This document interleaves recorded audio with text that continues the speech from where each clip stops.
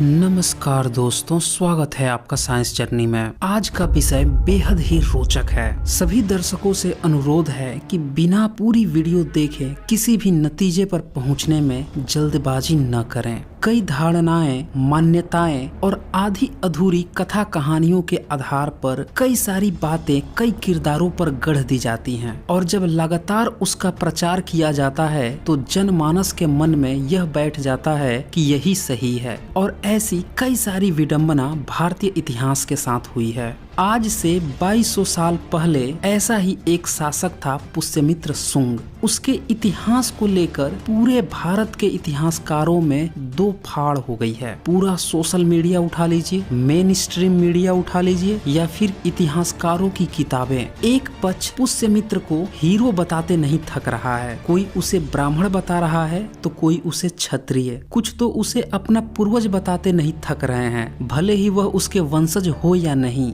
डींग हाँकने वाले तो उसे वैदिक संस्कृति का रखवाला और हिंदू धर्म का स्थापना करने वाला भी प्रचारित कर रहे हैं। वहीं दूसरा एक खेमा भी है जो पुष्यमित्र शुंग को विलेन के रूप में देखता है। शुंग के पक्षकारों ने पुष्यमित्र शुंग के बारे में जितने भ्रमजाल फैला रखे हैं, उन्हीं भ्रमजालों का शिकार होकर यह दूसरा पक्ष उसे ब्राह्मण बोलता है, फिर बौद्ध धर्म का विनाशक समझता है, उसे मनुस्मृति जैसी घटिया बुक के रचनाकार करने वाला राजा समझता है। यहाँ तक कि उसके दरबार में काल्पनिक रामायण, काल्पनिक वाल्मीकि और पतंजलि को भी फिट कर देता है। लेकिन सच क्या है, असली इतिहास क्या है, इससे ये दोनों पक्ष ही बिल्कुल भी अनजान है। आखिर ये करे भी क्या? इन्हें जो परोसा गया उसी को इनने इतिहास समझ लिया। लेकिन आज मैं आपको तमाम पुरातात्विक प्रमाणों, इंस्क्रिप्शन, तथ्यों और सबूतों के साथ दिखाऊंगा कि पुष्यमित्र शुंग का असली इतिहास क्या है। सबसे पहले जो सवाल बनता है पुष्यमित्र शुंग को लेकर वह यह है कि क्या पुष्यमित्र शुंग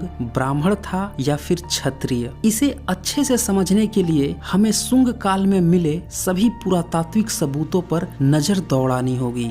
हमें ये भी चेक करना होगा कि पुष्यमित्र शुंग के काल में जितने भी इंस्क्रिप्शन मिले जो उसने खुद लिखवाए थे, क्या उस पे उसने कहीं भी खुद को ब्राह्मण या क्षत्रिय लिखवाया है। तथाकथित वैदिक संस्कृति के अनुसार ब्राह्मण के 6 कर्म बताए गए हैं मनुस्मृति के अध्याय 1 के 88 श्लोक में। ब्राह्मणों के लिए पढ़ना, पढ़ाना, यज्ञ करना, यज्ञ करवाना, दान देना, दान लेना, ये 6 कर्म निर्धारित किए गए हैं। अब जो भी लोग यह कह रहे हैं कि पुष्यमित्र शुंग ब्राह्मण था, वैदिक संस्कृति का संस्थापक था या रक्षक था, तो क्या वो ये बताएंगे अगर वो ब्राह्मण था तो वह खुद ही अपने ब्राह्मण धर्म का पालन क्यों नहीं कर रहा था। सीधी सी बात है कि पुष्यमित्र शुंग के ब्राह्मण होने का एक फूटी कौड़ी भी प्रमाण नहीं है। यहाँ तक कि शुंग जिस समय अस्तित्व में था उस समय के किसी भी शिलालेख में या उससे पहले के शिलालेख में ब्राह्मण शब्द पाया ही नहीं गया है और न ही उस समय की लिपि धम्म लिपि में ब्राह्मण शब्द लिखा जा सकता था। अब पूरा मामला आ जाता है कि अगर शुंग ब्राह्मण नहीं था तो फिर क्षत्रिय होगा। लेकिन यहाँ भी आपको निराशा हाथ लगेगी, क्योंकि जिस तरह से मुस्लिम अल्लाह की बजाय Jesus who Akbar, Moses who Akbar या राम या कृष्ण हो अकबर नहीं कहते, उसी तरह से आप किसी भी राजा को क्षत्रिय नहीं कह सकते हैं। अगर ऐसा हुआ तो पूरे दुनिया के जितने भी राजा होंगे वो क्षत्रिय हो जाएंगे। क्षत्रिय का मतलब होता है जो ब्राह्मण का गुलाम सेवक हो, जैसा कि मनुस्मृति में डिफाइंड है। लेकिन शुंग के आज तक जितने भी प्रमाण मिले हैं उसमें कहीं भी वह ब्राह्मण धर्म का अनुयायी न होकर उल्टे सम्यक मार्ग का सेवक प्रतीत होता है। अगर वह ब्राह्मण धर्म का क्षत्रिय होता तो उसके प्रमाण स्वरूप उसे मंदिर बनवाने चाहिए थे, उसे ब्राह्मणों के लिए गुरुकुल बनवाने चाहिए थे, ब्राह्मणों के लिए विश्वविद्यालय बनवाने चाहिए थे, यज्ञ हवन कुंड के प्रमाण मिलने चाहिए थे। लेकिन ऐसा कुछ भी नहीं मिला। उल्टे जो कुछ भी मिला वो सारे के सारे सबूत उसके सम्यक मार्ग से जुड़े होने के प्रमाण के करीब हैं। सर कर्निंघम ने सर्वप्रथम 1873 ईस्वी में सुंग का किला स्थान भरहूत मध्य प्रदेश में खोजा था। उस किले की बनावट ईसा पूर्व दूसरी सदी मानी गई है। यहाँ पर खुदाई में बौद्ध कला के ढेरों नमूने मिले हैं, लेकिन ब्राह्मणों के किसी भी ईश्वर के यज्ञ हवन का एक सिंगल सबूत भी नहीं मिला। और ये सारे उत्खनन सबूत आज भी कलकत्ता के इंडियन म्यूजियम में सुरक्षित रखे हुए हैं। और साथ ही इलाहाबाद के नगर निगम संग्रहालय के साथ साथ सतना स्थित रामवन संग्रहालय और राष्ट्रीय संग्रहालय दिल्ली में भी इस भरहूत निर्मित स्तूप के अवशेष सुरक्षित रखे गए हैं। यहीं पर सुंग का अभिलेख भी मिला है। इस अभिलेख की खास बात यह है कि इसकी भाषा पाली है और लिपि धम्म है। यहाँ तक कि सुंग ने खुद अपना नाम सुगनंग लिखवाया हुआ है। मैं इसका हिंदी अनुवाद पढ़कर सुना देता हूँ। सुंगों के राज्य में गार्गी पुत्र तथा राजा विश्वदेव के पौत्र गोप्ती पुत्र तथा अंगारघूत का पुत्र तथा वात्स्य वंश का पुत्र धनभूति के द्वारा यह तोरण द्वार निर्मित किया गया। उससे आध्यात्मिक पुण्य की उपलब्धि हुई। यानी सुंग खुद लिखवा के गया है कि उसे बौद्ध स्तूप की मरम्मत करवाई है, तोरण द्वार बनवाया है। इसके अलावा सुंग शासक का चित्र भी मिला है, जिसमें पत्थर पर हाथी बना हुआ है और धम्म लिपि में नाग जातक लिखा हुआ है। और उसके दूसरी तरफ हाथी पर सुंग शासक बैठा हुआ है और उसके दोनों तरफ उसके अमात्य भी हाथी पर बैठे हुए हैं। भरहूत में सुंग कालीन मुद्राएं भी मिली हैं, जिसमें एक मुद्रा पर म लिखा हुआ है और साथ ही एक दूसरी मुद्रा है जिस पर इदमितस लिखा हुआ है, जिसको आजकल इंद्रमित्र कहा जाता है। अब इसी से आप समझ लीजिए कि उस समय त्र शब्द भी नहीं था, तो सोचिए वो क्षत्रिय कैसे हो जाता। वह अपना नाम तक इदमितस यानी कि पाली में लिखवा रहा है। कितनी कमाल की बात है। उसने संस्कृत में भी अपना नाम नहीं लिखवाया, उसने अपना शिलालेख भी पाली में ही लिखवाए। दान भी स्तूप बनवाने के लिए कर रहा है, उनकी ही मरम्मत करवा रहा है, सारा काम सम्यक मार्ग के लिए कर रहा है। एक भी सिंगल सबूत नहीं छोड़ता है कि यह कहा जाए कि हाँ वो ब्राह्मणों के लिए कुछ कार्य किया हो। तो फिर कैसे यह प्रचारित कर दिया गया कि सुंग ब्राह्मण था या क्षत्रिय था? सबूत आपके सामने है, आपको सिर्फ कंक्लूजन निकालना है। याद रखिएगा, अगर आपको इतिहास की लड़ाई जीतनी है तो हमेशा सबूतों के साथ चलें, सत्य के साथ चलें। अब पुष्यमित्र सुंग के साथ एक दूसरा भी दुष्प्रचार फैलाया गया है कि नहीं सुंग तो यज्ञ भी करवाता था, अश्वमेघ यज्ञ करवा दिया था, वो भी अयोध्या में। और एक इंस्क्रिप्शन भी दिखाया जाता है अयोध्या का, जिसको लोग कहते हैं कि यह धनादेव का इंस्क्रिप्शन है और इसमें दो बार अश्वमेध यज्ञ करवाया है पुष्यमित्र सुंग। और फिर 50 कहानी उसके साथ जोड़कर परोस दी जाती है। इस प्रश्न का उत्तर समझने के लिए सबसे पहले तो आपको ये समझना होगा, ये जितनी भी चीजें आपको प्रोवाइड की गई है ये कौन लोग प्रोवाइड किए हैं। 1992 तक जब तक मंडल कमीशन लागू नहीं हुआ तब तक ओबीसी का रिप्रेजेंटेशन किसी भी हायर अथॉरिटी पर लगभग 0 था। SC ST भी बमुश्किल कुछ पहुंच पाते थे, लेकिन जितना भी एजुकेशन सिस्टम था इन सब पर ब्राह्मणवादियों का कब्जा था और इन सब ने वही पढ़ाया जो वो चाहते थे। और इस शिलालेख के साथ भी यही हुआ। इस शिलालेख का ब्राह्मणीकरण कर दिया गया। यह शिलालेख है, पाली में लिखा हुआ है और इसकी लिपि धम्म है, लेकिन प्रचारित किया गया कि नहीं ये संस्कृत का शिलालेख है और लिपि ब्राह्मी लिपि है। देखिए कितनी बड़ी साजिश है कि इस लिपि का नाम धम्म लिपि है। यह बात सम्राट अशोक भी लिखवा गए हैं, गुप्त वंश के समुद्रगुप्त भी इस बात को लिखवा कर गए हैं कि यह धम्म लिपि ही है। फिर भी इन लोगों ने 19वीं और 20वीं सदी में बैठकर इस लिपि का नाम ब्राह्मी कर दिया। अब मेरे पास एक स्क्रीनशॉट है जिसमें इस इंस्क्रिप्शन को संस्कृत बता के और उसमें अश्वमेध यज्ञ करवाया जा रहा है पुष्यमित्र सुंग का। पहले उसको देख लेते हैं, फिर इसकी फैक्ट चेकिंग करेंगे। ये संस्कृत में शब्द लिखा है, कोसलाधिपेन द्विरस्व मेधयाजिनः सेनापते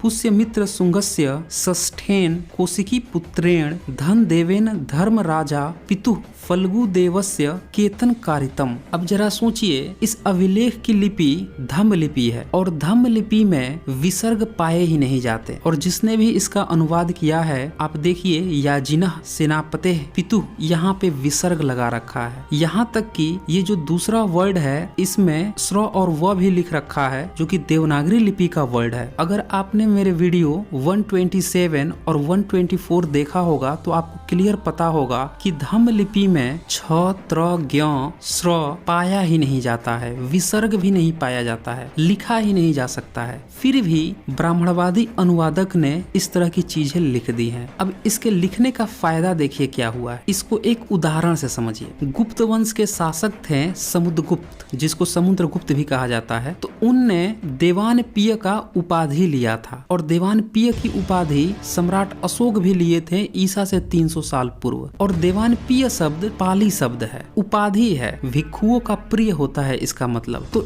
इस शब्द का ब्राह्मणों ने संस्कृत में अनुवाद किया महामूर्ख, यानी कि गुप्त वंश में जब समुद्रगुप्त यह उपाधि लिए होंगे तब तक इसका मतलब तो महामूर्ख तो नहीं ही होता होगा। यानी कि पाली के उसी शब्दों का अर्थ संस्कृत में ये बदल देते हैं और इसीलिए ये लोग पाली के अभिलेख को जबरदस्ती संस्कृत का अभिलेख प्रचारित करते हैं, ताकि उसका अर्थ बदलकर अपने मन मर्जी के हिसाब से लोगों को परोस सके कि नहीं देखो देखो, इसमें भी हमारे नियोगी पिताजी बैठे हैं। संस्कृत के एक प्रकांड विद्वान हैं डॉक्टर सुरेंद्र अज्ञात, उन्होंने एक बड़ी अच्छी पुस्तक लिखी है, अम्बेडकरवाद और संस्कृत अर्थात व्याकरण बनाम ब्राह्मणवाद। इसके पेज 88 पे वो लिखते हैं कि कुल्टा का अर्थ है वैश्या, जो कि एक कुल पुरुष से दूसरे के पास जाती है। ब्राह्मणों ने बौद्धों के प्रति घृणा के कारण यही संज्ञा सती यानी कि सदाचारिणी बौद्ध भिक्षुनियों के लिए इस्तेमाल करनी शुरू कर दी और फिर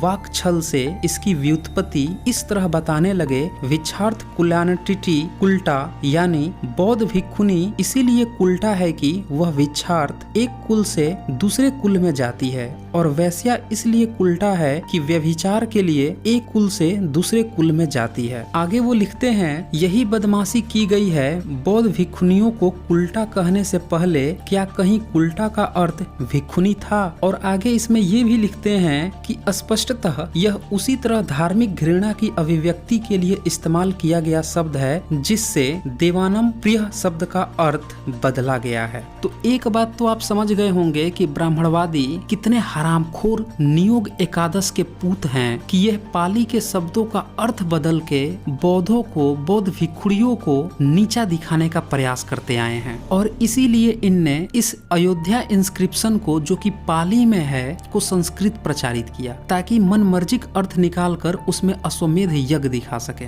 ये जो इंस्क्रिप्शन है इसमें कई सारे शब्द क्लियर नहीं है और जहाँ पे क्लियर नहीं होते हैं वहाँ पे ब्राह्मणवादी अपने नियोगी बाबूजी को साबित करने की कोशिश करते हैं। मैंने कई सारे पाली विद्वानों से संपर्क किया और यह पता लगाने की कोशिश की कि इसके आगे क्या लिखा हुआ है, तो किसी ने भी इसके पुष्यमित्र होने की पुष्टि नहीं की और किसी ने ये भी बताया कि ऐसा लगता है कि आगे के शब्दों में छेड़छाड़ की गई है, जिससे जो लिखे हुए अक्षर हैं वो मिट गए हैं या क्लियर विजुअल नहीं हो पा रहे हैं। तो विडंबना देखिए कि यहाँ पे विजुअल नहीं है तो इसको इन लोगों ने संस्कृत बना दिया, मनमाफिक गेस करके लिख दिया। सम्राट अशोक के जो इलाहाबाद में स्तंभ लेख है उसमें भी कई सारे अक्षर मिट गए थे तो उसको गेस करके लिखा गया। हेलोडेरियस का भी जो इंस्क्रिप्शन है मध्य प्रदेश में, उसमें भी कई सारे अक्षर मिट गए थे तो वहाँ पे ब्राह्मणवादियों ने अपने मन मुताबिक वासुदेव शब्द पुट कर दिया। यह संस्कृत का भी इंस्क्रिप्शन नहीं है, ये पाली का इंस्क्रिप्शन है। और चूंकि ब्राह्मणवादियों ने पूंजीवाद के तहत पूरे के पूरे सोशल मीडिया में, चाहे वो विकिपीडिया हो या क्योरा हो, जो भी ओपन सोर्स हैं, वहाँ पे इसी अधकचरे को उठा कर फिट कर दिया है कि ये संस्कृत का है तो इसमें अश्वमेध यज्ञ है। इस तरह की फालतू और फलीदे वाली कहानी गढ़ रखी। अगर पुष्यमित्र शुंग का घर विदिशा में था मध्य प्रदेश में, तो उसके अपने घर के सारे सबूत बौद्धों के मिल रहे हैं और अयोध्या में जहां उसका नाम भी क्लियर नहीं आया है वहां पे उसके नाम पर अश्वमेध यज्ञ प्रचारित किया जा रहा है। तो सोचिए ये कितना बड़ा षड्यंत्र खेला गया है। तो ये सारे सबूत आपके सामने हैं और आप खुद समझ सकते हैं कि इतिहास में कितना बड़ा घालमेल किया गया है। आपको सत्य से भटकाने के लिए। तो इस तरह से हम देखते हैं कि ब्राह्मणवादियों ने एक्चुअल इतिहास से भटकाकर और फर्जी की गपोड़ लीला रचकर हमें एक्चुअल इतिहास से भटकाने की कोशिश की है। अगर किसी को भी संदेह है तो ये इंस्क्रिप्शन आप ले जाकर किसी भी पाली के जानकार से पढ़वा लीजिए। मैं बार बार कहता हूँ कि जो भी बातें धम्म लिपि में लिखी हुई हैं, जिसको ये लोग ब्राह्मी लिपि कहते हैं, तो उसके धम्म के ही जानकार से पढ़वाएं, क्योंकि संस्कृत में उसका अर्थ ये बदल देते हैं। और मैंने उदाहरण भी देकर दिखाया आपको। आगे के पार्ट्स में कुछ और भी इंटरेस्टिंग टॉपिक हैं जो सुंग के साथ जुड़े हुए हैं। जैसे सुंग ने बौद्धों का कत्लेआम करवाया था, एक बौद्ध के सर के बदले 100 सोने की मुद्रा देने की बात कही थी। क्या